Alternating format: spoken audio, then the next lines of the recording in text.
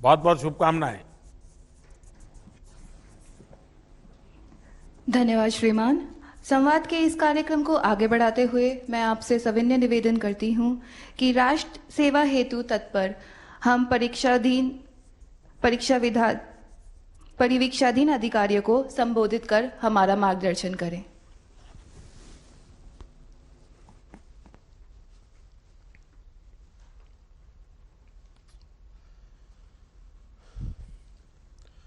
आप सभी से बात कर कर मुझे बहुत अच्छा लगा।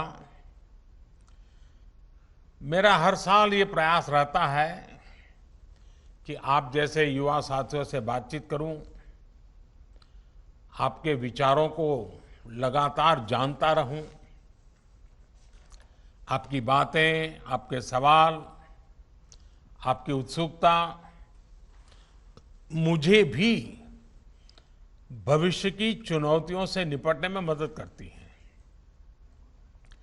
साथियों, इस बार की ये चर्चा ऐसे समय हो रही है जब भारत अपनी आजादी के 75 वर्ष का अमृत महोत्सव मना रहा है।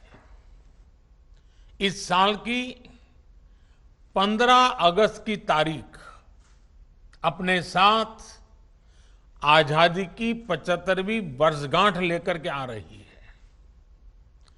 बीते 75 सालों में भारत ने एक बेहतर पुलिस सेवा के निर्माण का प्रयास किया है। पुलिस ट्रेनिंग से जुड़े इंफ्रास्ट्रक्चर में भी हाल के वर्षों में बहुत सुधार हुआ है। आज जब मैं आपसे बात कर रहा हूं तो उन युवाओं को देख रहा हूं जो अगले 25 वर्ष तक भारत में कानून व्यवस्था सुनिश्चित करने में सहभागी होंगे। ये बहुत बड़ा दायित्व है। इसलिए अब एक नई शुरुआत, एक नए संकल्प के इरादे के साथ आगे बढ़ना है। साथियों, मुझे बहुत जानकारी तो नहीं कि आप में से कितने लोग दांडी गए हुए हैं या फिर कितनों ने साबरमती आश्रम देखा है, लेकिन मैं आपको 1930 की दांडी यात्रा की याद दिलाना चाहता हूं। गांधी जी ने नमक सत्याग्रह के दम पर अंग्रेजी शासन की नींव हिला देने की बात कही थी। उन्होंने ये भी कहा था कि जब साधन न्यायपूर्ण और सही होते हैं तो भगवान भी साथ देने के लिए उपस्थित हो जाते हैं। साथियों, एक छोटे से जत्थे को साथ लेकर महात्मा गांधी साबरमती आश्रम से निकल पड़े थे। एक एक दिन बीतता गया और जो लोग जहां थे वो नमक सत्याग्रह से जुड़ते चले गए। 24 दिन बाद जब गांधी जी ने दांडी में अपनी यात्रा पूरी की तो पूरे देश, एक प्रकार से पूरा देश उठ करके खड़ा हो गया था। कश्मीर से कन्याकुमारी, अटक से कटक, पूरा हिंदुस्तान चेतनवंत हो चुका था। उस मनोभाव को याद करना, उस इच्छा शक्ति को याद करिए। इसी ललक ने, इसी एकजुटता ने भारत की आजादी की लड़ाई को सामूहिकता की शक्ति से भर दिया था। परिवर्तन का वही भाव, संकल्प में वही इच्छा शक्ति आज देश आप जैसे युवाओं से मांग रहा है। 1930 से 1947 के बीच देश में जो ज्वार उठा, जिस तरह देश का युवा आगे बढ़कर आए, एक लक्ष्य के लिए एकजुट होकर पूरी युवा पीढ़ी जुट गई। आज यही मनोभाव आपके भीतर भी अपेक्षित है। हम सबको इस भाव में जीना होगा, इस संकल्प के साथ जुड़ना होगा। उस समय देश के लोग, खास करके देश के युवा, स्वराज्य के लिए लड़े थे। आज आपको सुराज्य के लिए जी जान से जुटना है। उस समय लोग देश की आजादी के लिए मरने मिटने को तैयार थे। आज आपको देश के लिए जीने का भाव लेकर आगे चलना है। 25 साल बाद जब भारत आजादी के 100 वर्ष पूरे होंगे, तब हमारी पुलिस सेवा कैसी होगी, कितनी सशक्त होगी, वो आपके आज के कार्यों पर भी निर्भर करेगी। आपको वो बुनियाद बनानी है जिस पर 2047 के भव्य अनुशासित भारत की इमारत का निर्माण होगा। समय ने इस संकल्प की सिद्धि के लिए आप जैसे युवाओं को चुना है, और मैं इसे आप सभी का बहुत बड़ा सौभाग्य मानता हूं। आप एक ऐसे समय पर करियर शुरू कर रहे हैं जब भारत हर क्षेत्र, हर स्तर पर ट्रांसफॉर्मेशन के दौर से गुजर रहा है। आपके कैरियर के आने वाले 25 साल भारत के विकास के भी सबसे अहम 25 साल होने वाले हैं। इसलिए आपकी तैयारी, आपकी मनोदशा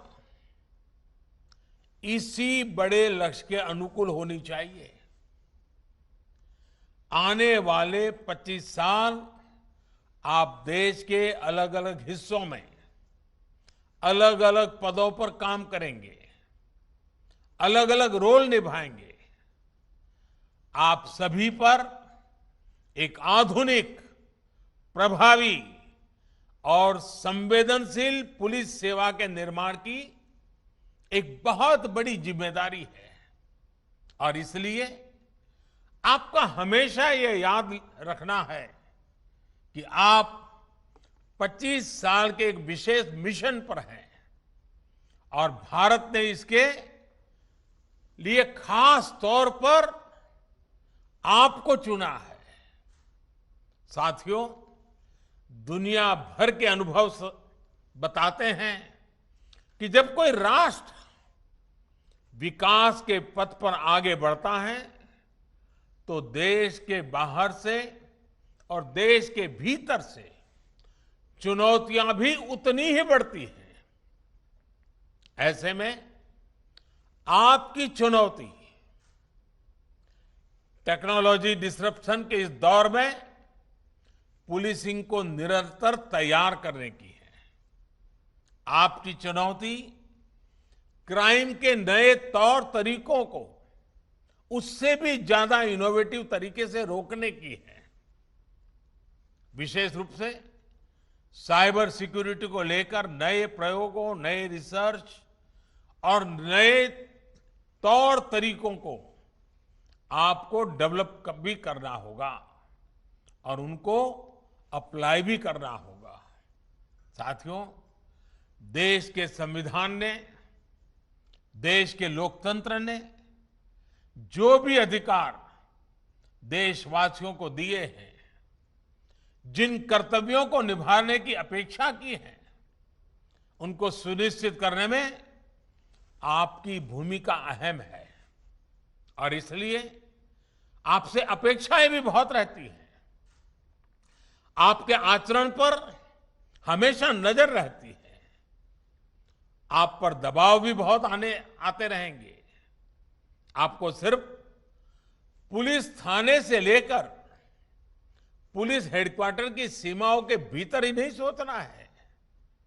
आपको समाज में हर रोल, हर भूमिका से परिचित भी रहना है, फ्रेंडली भी होना है और वर्दी की मर्यादाओं को हमेशा सर्वोच्च रखना है। एक और बात का आपको हमेशा ध्यान रखना होगा। आपकी सेवाएं देश के अलग अलग जिलों में होगी, शहरों में होगी। इसलिए आपको एक मंत्र सदा सर्वदा याद रखना है। फील्ड में रहते हुए आप जो भी फैसले ले, उसमें देश हित होना चाहिए, राष्ट्रीय परिप्रेक्ष्य होना चाहिए। आपके कामकाज का दायरा और समस्याएं अक्सर लोकल होगी। ऐसे में उनसे निपटते हुए ये मंत्र बहुत काम आएगा। आपको हमेशा ये याद रखना है कि आप एक भारत श्रेष्ठ भारत के भी ध्वजवाहक है। इसलिए आपके हर एक्शन, आपकी हर गतिविधि नेशन फर्स्ट, ऑलवेज फर्स्ट, राष्ट्र प्रथम, सदैव प्रथम, इसी भावना को रिफ्लेक्ट करने वाली होनी चाहिए। साथियों, मैं अपने सामने तेजस्वी महिला अफसरों की नई पीढ़ी को भी देख रहा हूं। बीते सालों में पुलिस फोर्स में बेटियों की भागीदारी को बढ़ाने का निरंतर प्रयास किया गया है। हमारी बेटियां पुलिस सेवा में एफिशिएंसी और अकाउंटेबिलिटी के साथ साथ विनम्रता, सहजता और संवेदनशीलता के मूल्यों को भी सशक्त करती हैं। इसी तरह 10 लाख से अधिक आबादी वाले शहरों में कमिश्नर प्रणाली लागू करने को लेकर भी राज्य काम कर रहे हैं। अभी तक 16 राज्यों के अनेक शहरों में ये व्यवस्था लागू की जा चुकी है। मुझे विश्वास है कि बाकी जगह भी इसको लेकर सकारात्मक कदम उठाए जाएंगे। साथियों, पुलिसिंग को फ्यूचरिस्टिक और प्रभावी बनाने में सामूहिकता और संवेदनशीलता के साथ काम करना बहुत जरूरी है। इस कोरोना काल में भी हमने देखा है कि पुलिस के साथियों ने किस तरह स्थितियों को संभालने में बहुत बड़ी भूमिका निभाई है। कोरोना के खिलाफ लड़ाई में हमारे पुलिस कर्मियों ने देशवासियों के साथ कंधे से कंधा मिलाकर काम किया है। इस प्रयास में कई पुलिस कर्मियों को अपने प्राणों की आहुति तक देनी पड़ी है। मैं इन सभी जवानों को, पुलिस साथियों को आदरपूर्वक श्रद्धांजलि देता हूं और देश की तरफ से उनके परिवारों के प्रति संवेदना प्रकट करता हूं। साथियों, आज आपने, जब मैं आपसे बात करता था, तो बात करते हुए मैं एक और पक्ष आपके सामने रखना चाहता हूं। आजकल हम देखते हैं कि जहां जहां प्राकृतिक आपदा आती है, कहीं बाढ़, कहीं चक्रवाती तूफान, कहीं भूस्खलन, तो हमारे एनडीआरएफ के साथी पूरी मुस्तैदी के साथ वहां नजर आते हैं। आपदा के समय एनडीआरएफ का नाम सुनते ही लोगों में एक विश्वास जगता है। ये साख एनडीआरएफ ने अपने बेहतरीन काम से बनाई है। आज लोगों को ये भरोसा है कि आपदा के समय एनडीआरएफ के जवान हमें जान की बाजी लगाकर भी बचाएंगे। एनडीआरएफ में भी तो ज्यादातर पुलिस बस के ही जवान होते हैं, आपके ही साथी होते हैं। लेकिन क्या यही भावना, यही सम्मान समाज में पुलिस के लिए है? एनडीआरएफ में पुलिस के लोग हैं, एनडीआरएफ को सम्मान भी है, एनडीआरएफ में काम करने वाले पुलिस के जवान को भी सम्मान है। लेकिन समाज व्यवस्था में ऐसा है क्या? आखिर क्यों? इसका उत्तर आपको भी पता है। जनमानस में ये जो पुलिस का नेगेटिव परसेप्शन बना हुआ है, ये अपने आप में बहुत बड़ी चुनौती है। कोरोना काल की शुरुआत में महसूस किया गया था कि ये परसेप्शन थोड़ा बदला है, क्योंकि लोग जब वीडियो देख रहे थे, सोशल मीडिया में देख रहे थे, पुलिस के लोग गरीबों की सेवा कर रहे हैं, भूखे को खिला रहे हैं, कहीं खाना पका करके गरीबों को पहुंचा रहे हैं, तो एक समाज में पुलिस की तरफ देखने का, सोचने का वातावरण बदल रहा था। लेकिन अब फिर वही पुरानी स्थिति हो गई है। आखिर जनता का विश्वास क्यों नहीं बढ़ता? साख क्यों नहीं बढ़ती? साथियों, देश की सुरक्षा के लिए, कानून व्यवस्था बनाए रखने के लिए, आतंक को मिटाने के लिए हमारे पुलिस के साथी अपनी जान तक न्यौछावर कर देते हैं। कई कई दिन तक आप घर नहीं जा पाते। त्योहारों में भी आप अक्सर आपको अपने परिवार से दूर रहना पड़ता है। लेकिन जब पुलिस की इमेज की बात आती है तो लोगों का मनोभाव बदल जाता है। पुलिस में आ रही नई पीढ़ी का ये दायित्व है कि इमेज बदले, पुलिस का ये नेगेटिव परसेप्शन खत्म हो। ये आप लोगों को ही करना है। आपकी ट्रेनिंग, आपकी सोच के बीच बरसों से चली आ रही पुलिस डिपार्टमेंट की जो स्थापित परंपरा है, उसने आपका हर रोज आमना सामना होना ही होना है।